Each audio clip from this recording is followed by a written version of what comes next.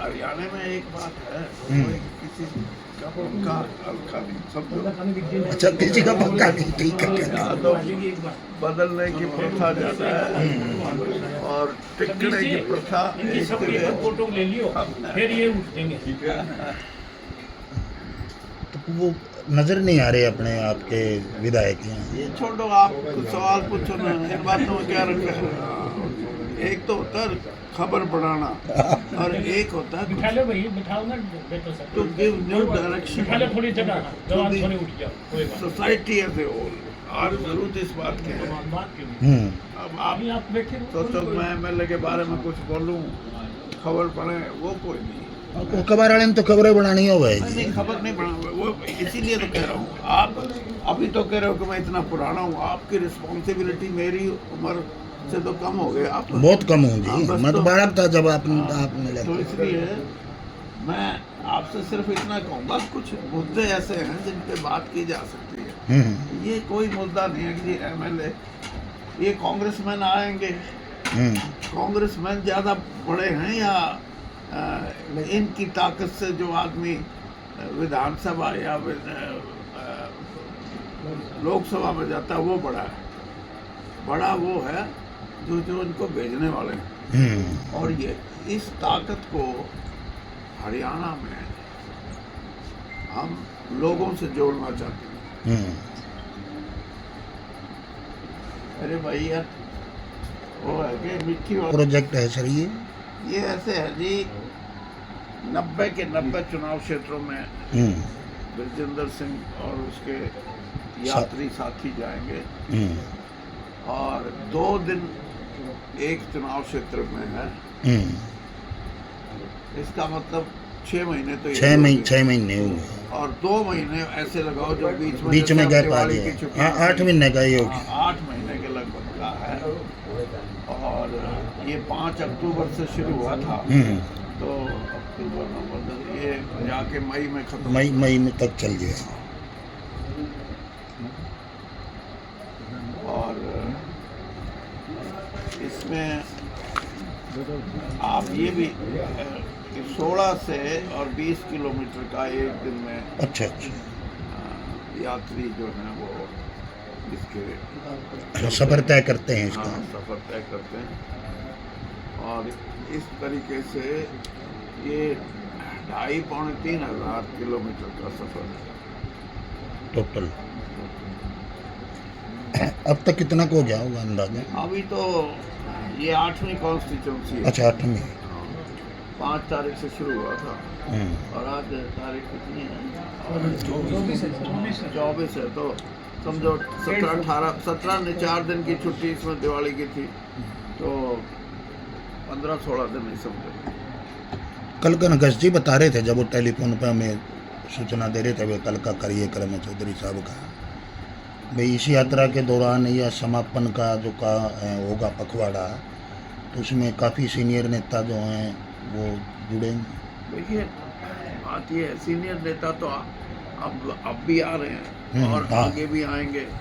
और कुछ ज़्यादा सीनियर और ज़्यादा समझदार हैं वो शायद आखिरी पड़ाव में आखिरी पड़ाव में उसका श्रेय भी मतलब नु है भाई, होता भी ऐसे ही है भाई, आखिरी में समापन वगैरह का जो है। फिर इसलिए मैं इन चीज़ों को, आपने तो देखा, मैं इन चीज़ों को ज़्यादा अहमियत नहीं देता, क्योंकि ये समय है जब लोग खुद चाहते हैं एक नई सोच, और नई सोच के साथ कांग्रेस पार्टी में भी एक नया परिवर्तन आए। परिवर्तन का मतलब ये है कि कांग्रेस से जो लोग अब जुड़ने की प्रक्रिया में हैं, वो कांग्रेस को सामाजिक रूप से भी स्थापित करना चाहते हैं। यानी जो समाज के मुद्दे जिसका दुरुपयोग कहूँगा भारतीय जनता पार्टी ने पिछले सालों में किया हरियाणा में, उन मुद्दों से समाज के अंदर खास तौर पे जो एक वर्ग जो सही सोच राजनीतिक मुद्दों के साथ साथ सामाजिक मुद्दों पर रखता है। वो चाहता है कि कुछ ऐसी प्राथमिकताएं हैं जिन पे कांग्रेस एक मत होकर जुड़े, और जुड़ने में सबसे बड़ा जो ध्येय है वो ये है कि हमारा जो सामाजिक भाईचारा है, और वो कोई नया नहीं है, सदियों पुराना, सदियों भी मैं तो कहता हूँ हज़ारों साल पुराना है। और किसी भी गांव की आप मतलब अगर उसकी सिचुएशन देखोगे, कैसे गांव बना हुआ है हरियाणा में, उसमें दो चीज़ें हैं। एक तो उसमें एग्रीकल्चरिस्ट कम्युनिटी कौन है, उसके साथ दूसरी जातियां जो जुड़ी हुई हैं, जिनके पास जो ज़मीन के मालिक ना हो शायद, जैसे शेड्यूल कास्ट के भाई हैं, SC/BC में जो भी है वर्ग है। हाँ, नहीं, बैकवर्ड क्लासेस में बहुत से ऐसे वर्ग हैं जिन पे जो समाज का अपने आप को उच्च वर्ग कहलाता है, उससे भी ज़्यादा।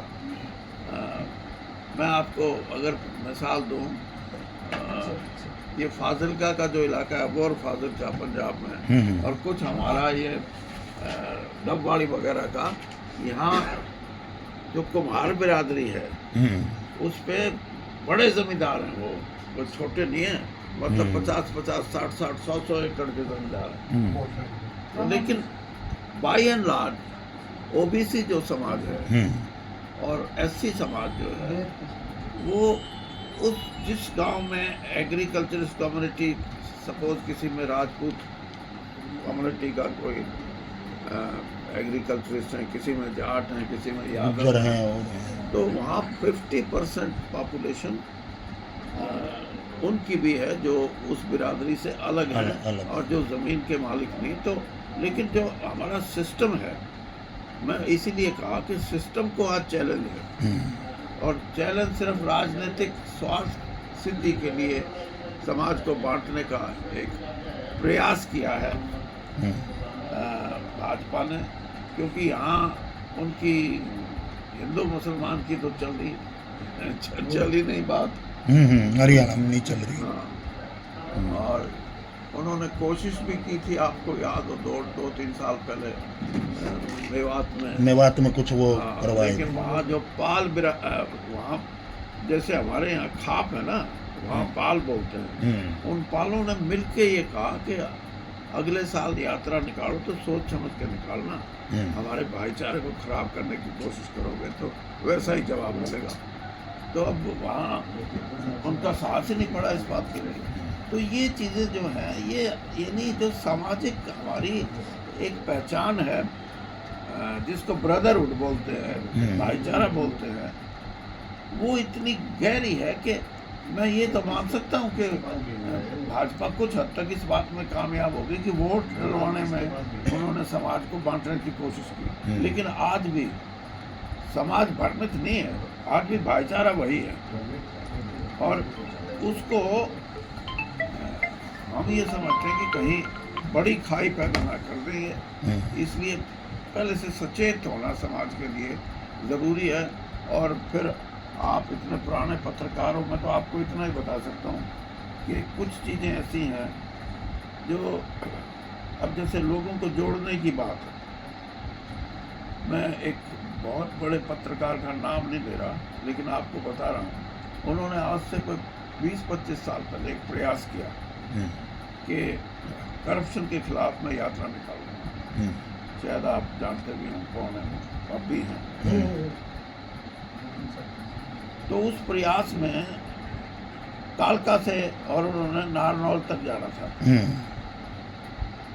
लेकिन वो यात्रा उतनी कामयाब नहीं रही,